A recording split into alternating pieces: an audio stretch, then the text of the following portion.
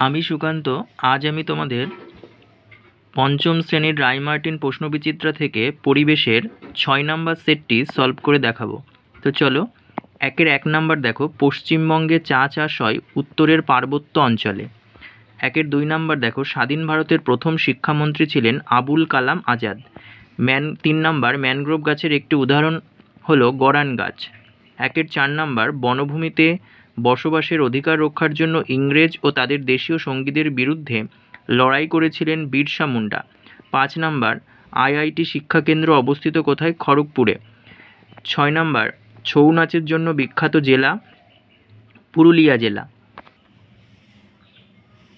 2 নম্বর, গঙ্গা নদীর যে ধারাটি বাংলাদেশে প্রবেশ করেছে তার নাম হলো পদ্মা।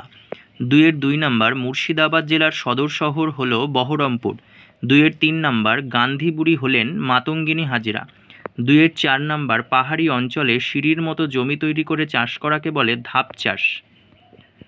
তারপরে 1 নম্বর, সত্য মিথ্যা লিখতে হবে।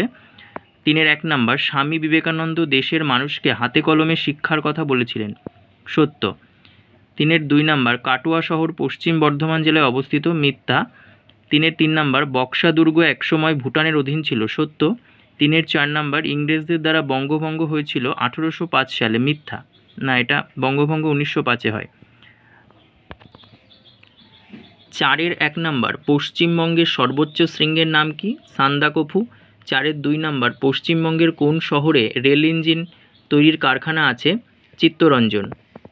3 নম্বর, কোন হিমবাহ থেকে গঙ্গা নদীর সৃষ্টি হয়েছে? গঙ্গোত্রী হিমবাহ থেকে। 4 নম্বর, আজাদ হিন্দ ফৌজ কে গঠন করেন? নেতাজি সুভাষচন্দ্র বসু। 1 নম্বর, অধিক রাসায়নিক কীটনাশক ব্যবহারে 2টি কুফল লেখো। দেখো, অধিক রাসায়নিক সার দিলে জমির উর্বরতা কমে যায়।